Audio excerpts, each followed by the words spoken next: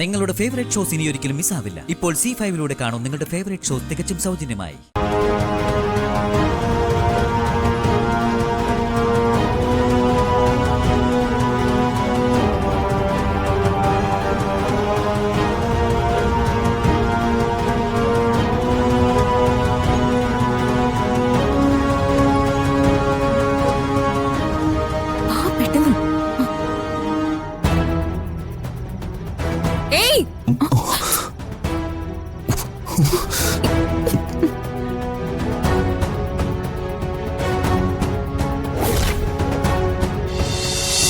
നമുക്ക് ഈ കാര്യം മറ്റാരെങ്കിലും ഏൽപ്പിച്ചാലോ?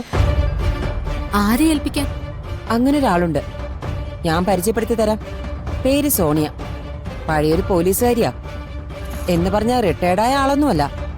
ആകെ സർവീസിലുണ്ടായിരുന്നത് 2 മാസം. അവമര്യാദയായിട്ട് പെരുമാറിയ മേലുദ്യോഗസ്ഥന്റെ കരണമടിച്ചെന്ന് പൊട്ടിച്ചു. അവിടുന്ന് അങ്ങോട്ട് തുടങ്ങിയ ഈഗോ ക്ലാഷ്. ഒടുവിൽ ഒരു ദിവസം SP ഓഫീസിലേക്ക് കയറി ചെല്ലുന്നു. രാജിക്കത്ത് SP നേരെ വച്ചിട്ട് പെണ്ണിന് നീതിയില്ലാത്തൊരിടത്ത് എനിക്ക് ജോലി വേണ്ടെന്ന് പറഞ്ഞ് നീട്ടി വലിച്ചൊരു സല്യൂട്ട്. അതാണ് കക്ഷി. അതൊക്കെ ഓക്കെ, പക്ഷേ നമ്മുടെ കാര്യത്തില് ഒരു സംശയവും വേണ്ട. ഒരു പക്ഷേ അവൾ സർവീസിൽ തുടർന്നിരുന്നെങ്കിൽ ഇത്രയും എഫിഷ്യന്റ് ആയിട്ടൊരു പോലീസ് ഓഫീസർ പോലീസ് സേനയിൽ വേറെ ഉണ്ടാകുമായിരുന്നില്ല. അത്രയ്ക്ക് ബ്രില്യന്റാ. ഞങ്ങള് പഴയ കോളേജ് കണക്ഷനാ. അവരെവിടെ പോയാൽ കാണാൻ പറ്റും? ആളിവിടെ ഉണ്ട്. സോണിയ, ഒന്ന് വരൂ. അവർക്ക് ശമ്പളമാണോ അതോ കാര്യങ്ങളൊക്കെ കഴിയുമ്പോ തുകയാണോ? അതൊക്കെ നമുക്ക് പിന്നീട് തീരുമാനിക്കാം. തൽക്കാലം നമ്മൾ ഏൽപ്പിക്കുന്ന കാര്യം സോണിയ ചെയ്യട്ടെ.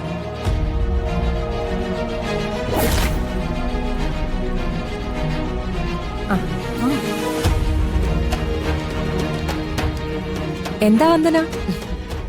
ഞാനൊരു ചുമതല സോണിയെ ഏൽപ്പിക്കാൻ പോവാ. ഇത് ഐശ്വര്യ, എന്റെ ക്ലയന്റ് ആണ്. അതിലുപരി എന്റെ ഫ്രണ്ടും.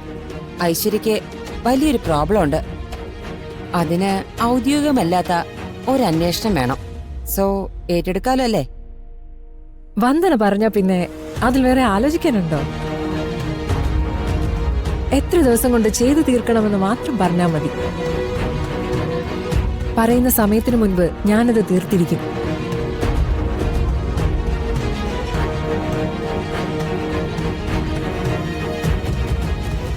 ഒരു പെൺകുട്ടിയെ കണ്ടെത്തണം. അവളുള്ള സ്ഥലം ഏകദേശം അറിയാം. അവളുടെ അതേ രൂപത്തിലുള്ള ഒരാളുടെ ഫോട്ടോയും തരാം. ഇത്രയൊക്കെ ഉണ്ടോ? എങ്കിൽ ധാരാളം.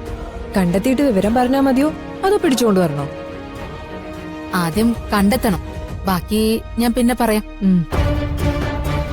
സോണിയ അകത്തേക്ക് പൊക്കോളൂ. അതെ, സോണിയ ഇത് കൂളായിട്ട് ഹാൻഡിൽ ചെയ്തോളൂ. ഇനി അവൾക്ക് ഒളിച്ചിരിക്കാൻ കഴിയില്ല. അവളുടെ ലൈഫ് വെച്ചാണ് ഞാൻ കളിക്കുന്നതെന്ന് കേൾക്കുന്നവർക്ക് പറയാം. പക്ഷേ എന്റെ ലൈഫ് വെച്ച് അവളാ കളിക്കുന്നത്.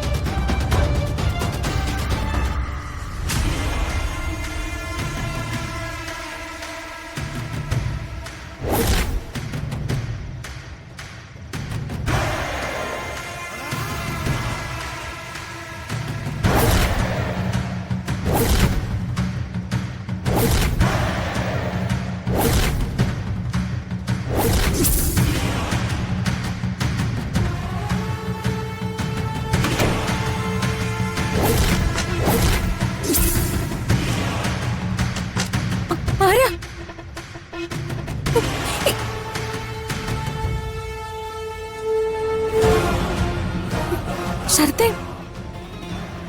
നീ എന്താ ഇവിടെ? ഞാനിതിനു മുൻപ് നിന്റെ മുറിയിൽ വന്നിട്ടുണ്ടല്ലോ. ഭ്രാന്ത് പറയല്ലേ. അവിടെ എന്റെ വീട്ടിൽ വരുന്ന പോലെയാണോ? ഈ വീട്ടിൽ നിറയെ ആളുകളാ. ഉഫ്, ആരെങ്കിലും കണ്ടാലുണ്ടല്ലോ. തൽക്കാലം ആരും കണ്ടിട്ടില്ല. ഇന്ന് പകല് മുഴുവൻ ഞാൻ നിന്നെ വിളിച്ചു. നീ എന്താ ഫോൺ എടുക്കാതിരുന്നേ? ഇവിടെ ആകെ പ്രോബ്ലം. നിനക്ക് പറഞ്ഞാ മനസ്സിലാവില്ല. എന്ത് പ്രോബ്ലം? ഞാൻ പറഞ്ഞത് തന്നെ സംഭവിച്ചു. നീ എല്ലാം മതിയാക്കി. പണക്കാരന്റെ ഭാര്യയായിട്ട് സന്തോഷത്തോടെ ജീവിക്കാൻ തീരുമാനിച്ചു. പക്ഷെ പെട്ടുപോയത് ഞാനാ. നിനക്ക് വേണ്ടി ഓരോ ഇഷ്യൂ ഉണ്ടാക്കിയിട്ട് എന്നെ എല്ലാവരും തള്ളിക്കളഞ്ഞ അവസ്ഥയിലാ ഇപ്പോ. നിന്റെ മാത്രമല്ല, സിനിമ എന്റെ ലൈഫും കൂടിയാണ്. ശരത്തെ, ഞാനൊന്നും വേണ്ടെന്ന് വെച്ചൊന്നും അല്ല. എങ്ങനെയെങ്കിലും വരുണിനെ കൊണ്ട് ഞാൻ ചിന്തിക്കുന്നത് ചെയ്യണമെന്ന് വെച്ച് തന്നെയാ ഞാൻ ഇവിടെ പിടിച്ചു നിൽക്കുന്നത്. കുറച്ചു ദിവസം കൂടി ഞാൻ നോക്കും. അല്ലെങ്കിൽ ഇവിടുന്ന് കിട്ടാവുന്നതൊക്കെ എടുത്തിട്ട് ഞാൻ ഇറങ്ങി വരും. അന്ന് ഞാൻ നിന്റെ അടുത്തേക്ക് വരാം. എനിക്ക് വിശ്വാസമില്ല. വിശ്വസിച്ചേ പറ്റൂ. പക്ഷെ ഇവിടുന്ന് എനിക്ക് എന്തെങ്കിലും സാധിക്കണമെങ്കിൽ ആ ദിവസം വരെ എനിക്കൊരു ചീത്തപ്പേരും വരരുത്. നീ ഇപ്പൊ പോ ശരത്തെ. നീ വിളിക്കുമ്പോ ഞാൻ ഫോൺ എടുത്തോളാം. കാര്യങ്ങളൊക്കെ നമുക്ക് പിന്നെ പ്ലാൻ ചെയ്യാം. ശരി, ഒരു കാര്യം നീ ഓർമ്മിച്ചോ. എന്റെ ലൈഫ് ഇല്ലാതാക്കിയിട്ട് നീ മാത്രം സൂഹിക്കാന്ന് വിചാരിച്ചാലേ ഞാൻ പിന്നെ ഒന്നും നോക്കില്ല. എനിക്കില്ലാത്തത് മറ്റാർക്കും വേണ്ടെന്ന് ഞാനങ്ങ് വയ്ക്കും. ശരി, നീ വാ, ഇപ്പൊ പോ. വാ.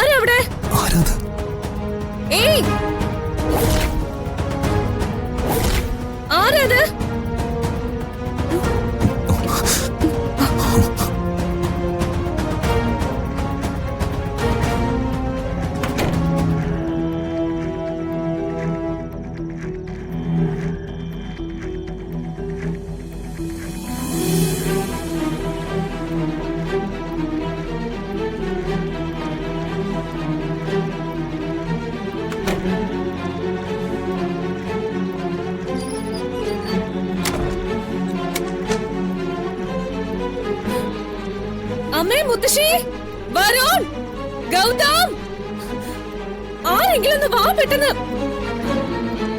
അമ്മേ. എന്താ? അതെ, നമ്മുടെ വീടിനകത്ത് കള്ളൻ കയറി. എവിടെ? എന്നിട്ട്? കള്ളനെ ഇതിനകത്ത് തന്നെ ഉണ്ട്, പുറത്ത് പോയിട്ടില്ല.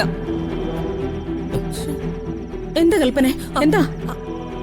സത്യം പറഞ്ഞാലേ ആളുകളെ വിളിച്ചു കൂട്ടേണ്ട കാര്യം. പക്ഷെ നമ്മുടെ കുടുംബത്തെ ഞാൻ തന്നെ നാണം കെടുത്തുന്നത് ശരിയല്ലല്ലോ. അതുകൊണ്ടാ ഇവിടെ ഉള്ളവരെ മാത്രം വിളിക്കാന്ന് വിചാരിച്ചത്. ഇവൾ എന്തൊക്കെയാ പറയുന്നേ? ഓ, കൽപ്പന അഹങ്കാരിയാണ്. ആരോടും എന്തും പറയാൻ മടിയില്ലാത്തവളാ. ഡൗൺലോഡ് ചെയ്യൂ C5 ആപ്പ്. കാണൂ എല്ലാ എപ്പിസോഡുകളും സൗജന്യമായി.